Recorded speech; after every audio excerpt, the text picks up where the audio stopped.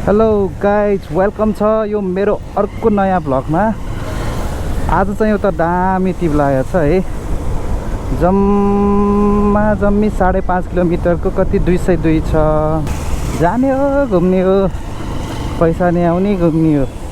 Last झ्याउलाइरहेको छ यार काठमाडौँ घुम्दा घुम्दा। खतरा देउराली हुने अस्ति गएकै ठाउँ हो, मलाई थाहा छ। जान्छु, रमाइलो छ यार। बाहिर कतिसम्म थपिन्छ होला हेरौँ न हैन। लगाइ चाहिँ हो, यस्तै हो। धेरै भयो भ्लग नबनाएको, धेरै नै भयो यार। अब के गर्नु, यस्तै छ। बिजी हुन्छ यार, आफ्नो पर्सनल काममा नि अलिक बिजी छु। त्यो पनि हो कि अनि यो भ्युज लाइकहरू केहीमा नि आउँदैन राम्ररी, त्यही भएर नि अलि इन्ट्रेस्टै हराउँदो रहेछ कि। जुन आफूले सोचेको जति नभएपछि मान्छेहरू यस्तै हुँदो रहेछ।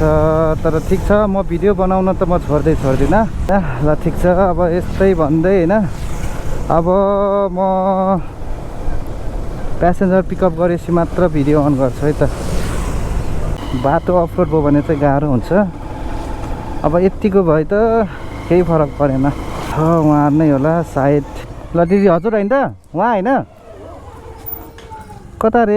यो छत्र देउराली कि कता भन्नु होइन? कति यो बाटो कस्तो छ फेरि उहाँ? एकदम राम्रो छ। हजुर हजुर। त्यो ठुलो खोलासम्म त थाहा छ मलाई। तल्ती लग ए त्यो त थाहा होइन। हजुर हजुर। फेरि उहाँ आउनुहुने फर्केर? ए हुन्छ ल, हुन्छ हुन्छ। कता यताबाट जानुपर्ने है हामी? ए यहीँबाट नि हुन्छ ल। हस् हस् हस्। हजुर हजुर हुन्छ हस् त। हस् हस् हुन्छ हुन्छ। हस् गयो है त? भयो नि त दिदी। सानी गयो है? हजुर चाहिँ उहाँ के वडा कार्यालयसम्म जानुपर्ने? ए ए वडा कार्यालय जाने बाबु, त्यहाँ त्यो एउटा सिफारिस दिन ह। हजुर हजुर। एकछिन वेट गरिदिनु। ए हुन्छ हुन्छ। कहाँ यहाँबाट तलतिर हो? यहाँ तलतिर हिँड्नु। हुन्छ।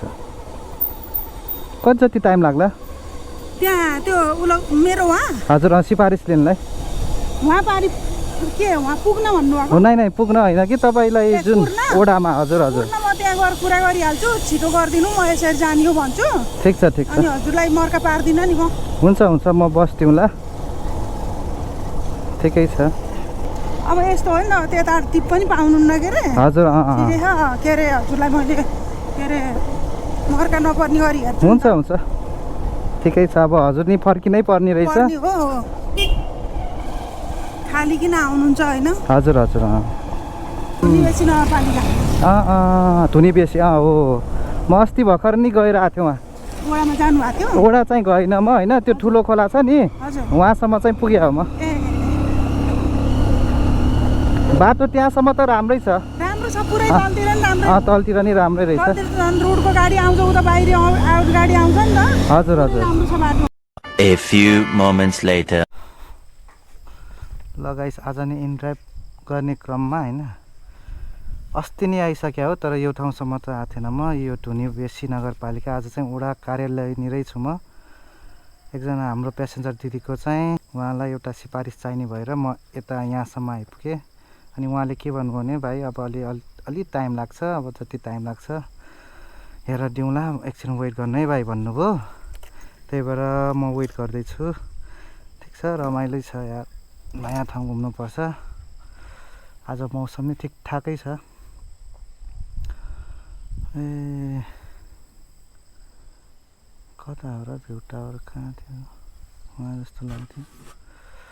ल ठिक छ गाइस, यही हो यो धुनीबेसी नगरपालिका वडा नम्बर 2। अब हजुरले हेरेर दिनु न।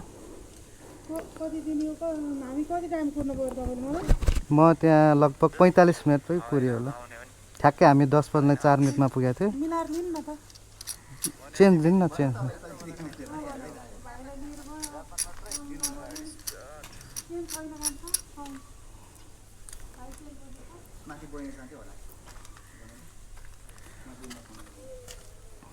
के गर्नु, काम बनेन है।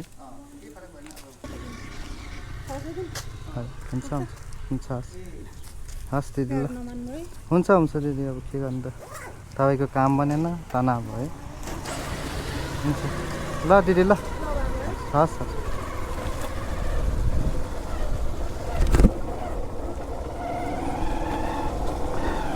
ल गाई 600 रुपियाँ पायो 1 घन्टा कुरियो है 200 रुपियाँको टिप्यो आउने जाने 400 वेटिङको 200 ठिकै हो